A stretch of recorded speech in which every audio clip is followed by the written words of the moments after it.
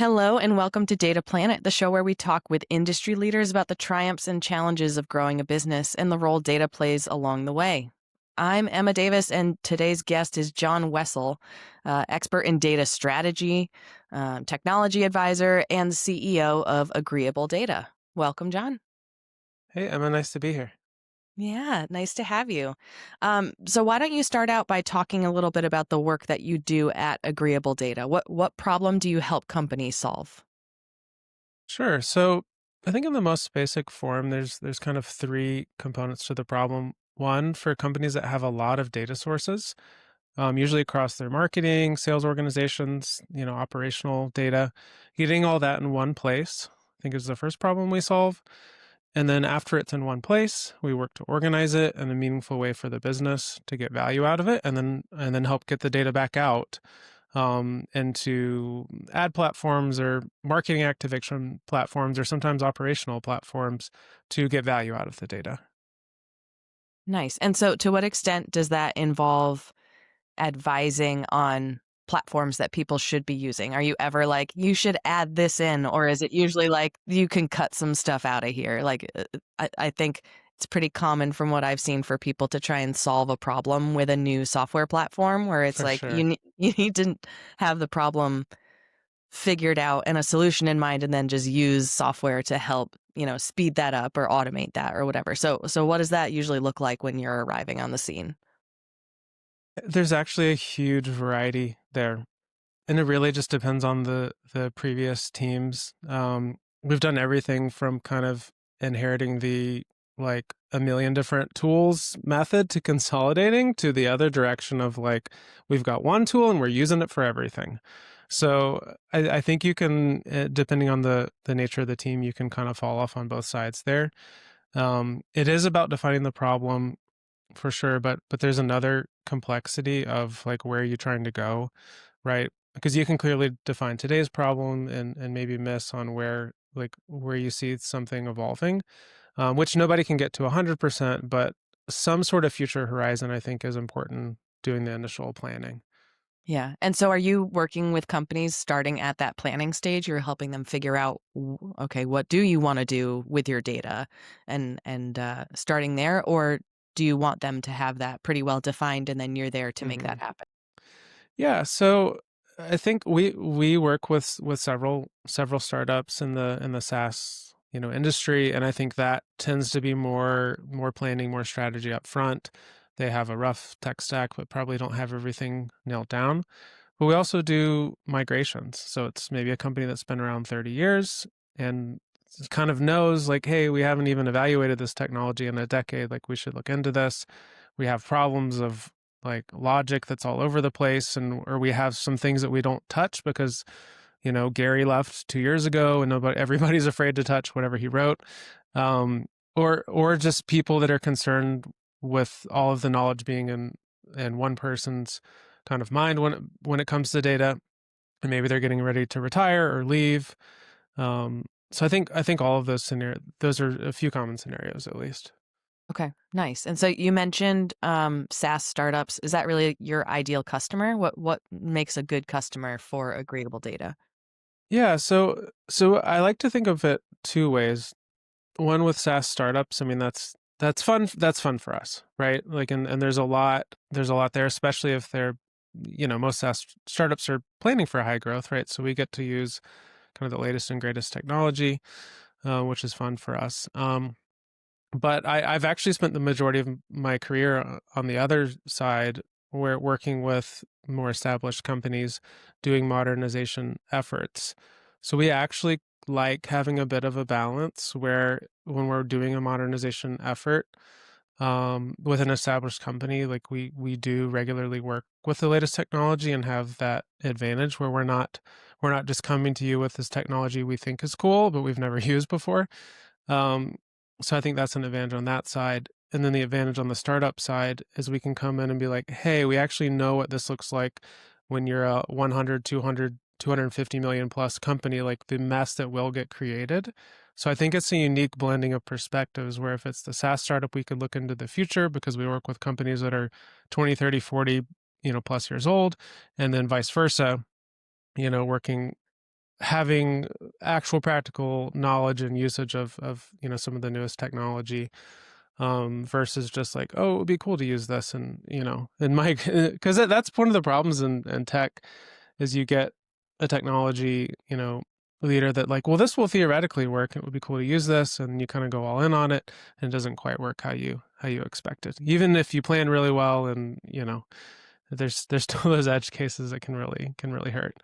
Yeah, yeah, it can be super expensive both in actual cost as well as time and opportunity cost For of sure. like, "Ah, shoot, if only we had had the right thing in place, we could be this much further along." Right. Yeah. So, what does the pain point sound like when someone is in need of your help? And is that different between the SaaS Hmm. startup and the more established, Yeah. businesses?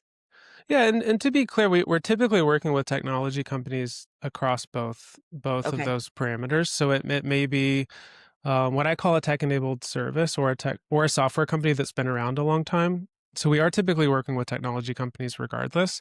They're okay. kind of just in two different phases of life, if that makes sense. And then a lot of times on the like companies that have been around longer, they might be more of a tech-enabled service where they've incorporated like some proprietary technology as well as some people as part of the solution. Um, so yeah, what sorry, what was the question again? So, I'm curious when someone picks up the phone to call Agreeable Data, is it because, like, I have this data fire, or is it we're Mm, starting to mm, plan for, you yeah, know, for the next phase and we realize we don't know what we're doing with this? So, what does it actually right. sound like when someone has a need? Yeah, I mean, essentially those two. One is a employee transition, or like an emergency came up where it was like, and it could be as simple as like, so and so was on vacation, we had this problem, and realized that we have way too much dependency on one person. That would be a common one.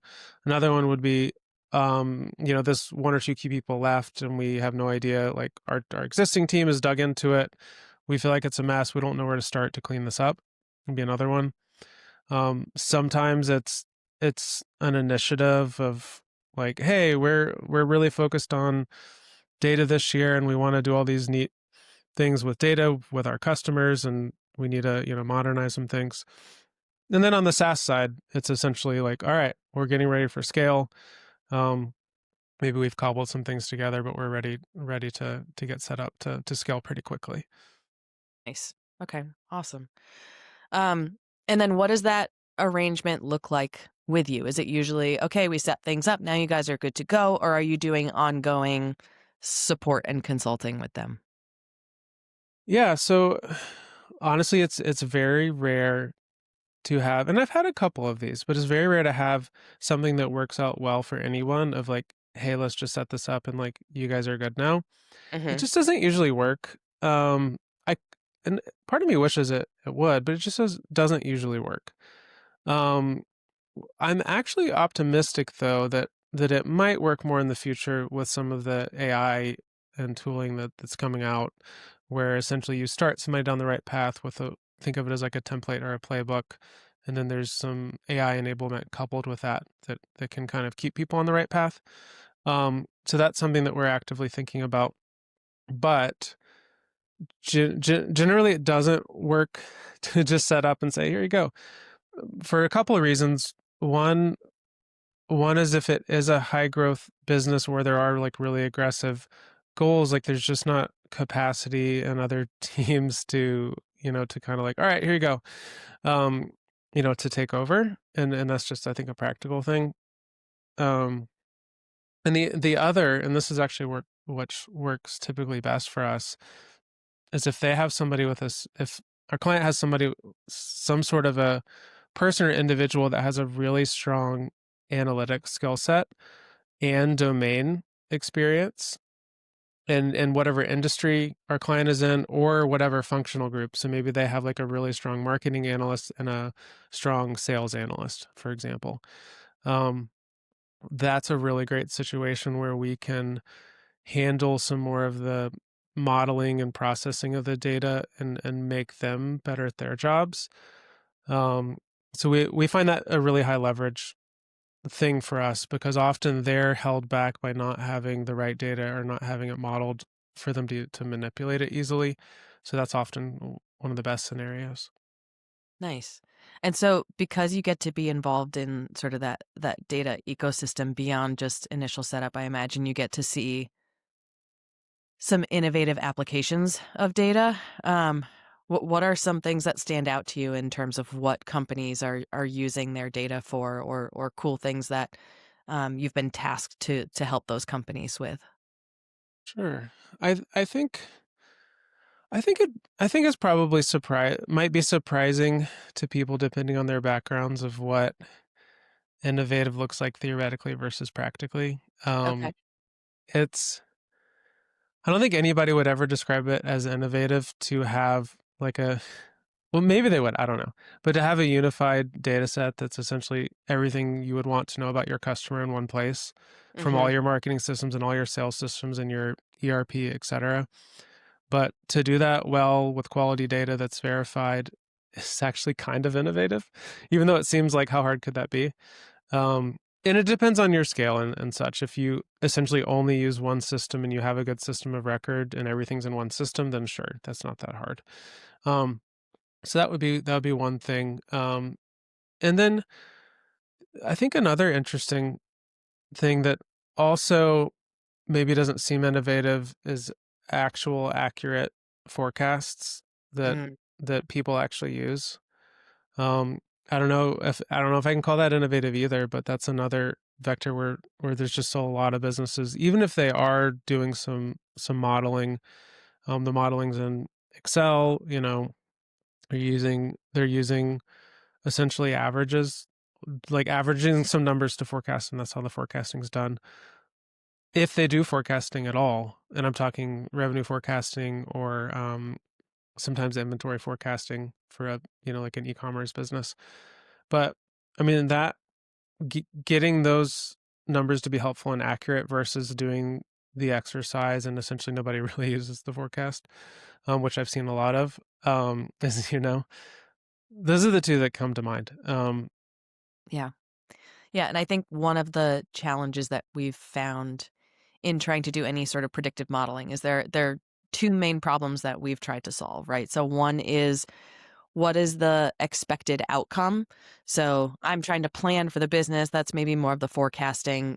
What do I think is going to happen over whatever period of time? And then the other one is more of a categorization of individual data points. So, like for a lead scoring model or for, predicted conversion values and things like that, trying to take inputs of data and identify, here's what I think this individual activity or individual person is going to be worth. And hmm the one of the challenges with that is your root mean squared error on that is always huge. You're Right. never right. Like the model is always going to Right. be wrong, but the idea of, is that a step better than just assuming everything has hmm the same average value? Like, can you get Right. or can you do something to really weed out um s- total garbage or total spam in your lead score model, or to identify, these are the hot leads, we really need to focus on this. So are you doing anything with your clients on either advising or building a structure for predictive modeling, whether that's on the overall forecasting front or on a lead scoring or individual event basis? Yeah. So I think the most important thing here that what wouldn't have been obvious to me from the beginning is let's say you're going in to work with a client that has a basic forecast in place that's been in place, and they actually like use it and reference it. Um, and let's say that it's done in Excel or Google Sheets, and it's pretty much just averages is like what they do. And you say, okay, we're gonna do all this ML, like black magic to them, right? And we're gonna make this forecast like really like amazing. It's gonna be so great. Um, and that could be a helpful thing and the right answer. But if you come out with that forecast that essentially nobody understands the logic behind, and you are slightly better or marginally better, forget it. Like it's doesn't make sense. It's not worth it. The business will find places where the average method worked better, and like it's pointless. Because they're just going to go back to this method they understand and that's transparent. Um, and then maybe they just would manually modify, right? Like, because a lot of people do manual averages and then eyeball things. I'm like, oh, well, I'm going to adjust that. That's not quite right. Yeah. Um, and yeah, and I think when I first started this, I was like, well, this is clearly mathematically better. Like, you can tell, I can show you how it's better, and maybe even several, say 15% better, um, 20 or something. Like, it really has to be significantly better, not just in aggregate, but like on the line level, Uh-huh. where it would be very rare for it to be worse compared at the like object level, Yeah. um, which is really challenging. Um, and I think the second factor here too is answering the question of like, so what? So what if it's 20% better? What does that actually mean? And what result do you get from that? And you have to be able to explain that really clearly, a lot of the time, to help people understand, and just be able to explain really clearly on the 1 in 100 times I'm looking at this particular line and using the average happen to be better. Like, you have to be able to articulate that part of it so well Yeah. to have success. Yeah. That is those are both such good points because anytime we have if it's an overall projection or if it's any and we see, "Oh, wow, that was really far off from what we expected." Immediately, Mhm. the question is, "Well, why? Did something change in the model? Did something change in the Right. inputs?" Like, if you don't have any sense of how that thing is calculated, it's really hard to figure out how do I dissect that to understand what the Mhm. underlying trend is that's actually causing that deviation from what I expected. Mhm. Um, yeah, that's really, really interesting. Um Yeah, well, and think about, you've got a like a dirty data problem, right? Like, if there's dirty data and you're using, I don't know, moving average or some kind of average type, thing for your forecasting, um, like it's just super easy. Like, how long does it take to rerun your forecast? Well, it's instant. It's an average, right? Yeah. So you Yeah. fix the dirty data and you can rerun the forecast. And obviously, like, there's a million problems with using just like an average for a forecast, but it is interesting to think about, though, like, well, we have to rerun, the ML job that does the thing. Like, like, there's a lot of, it's not just the like opacity of we don't know how it works. It's also like a practical, like, well, it actually does take longer too. Um, and yeah, so, and it does break down. I mean, once you get to, say, we're talking about physical objects in an e-commerce store, and it's 50,000 or something, or 100,000. Like, there does tend to be a scale that companies get to, and that the like object trying to forecast gets to, where it's like, okay, like, we understand that, like, we need something more sophisticated here, but if you introduce that sophistication too early, and it's like, we just launched and we have 2 products and we don't Yeah. even have enough like data to really forecast, where we all know that we're just guessing. Why don't we guess in an easier way? Yeah. You Yeah. know, so I love that. Why don't we just guess in an easier way? And I think, consider that there probably isn't one right way to guess at any given time also, just depending on, well, the output of this, forecast or projection is being used for this thing, whereas the output for this one is being used for this thing. And even though maybe on paper they're both supposed to be giving you the same answer, it might not be a bad thing that those are wrong because they might have two different purposes. So, true, yeah, and probably haven't spent enough time on this. Like, it's really, really, really important to understand, what are we using this for? What's the purpose of this? Does the does the On what level does the accuracy matter?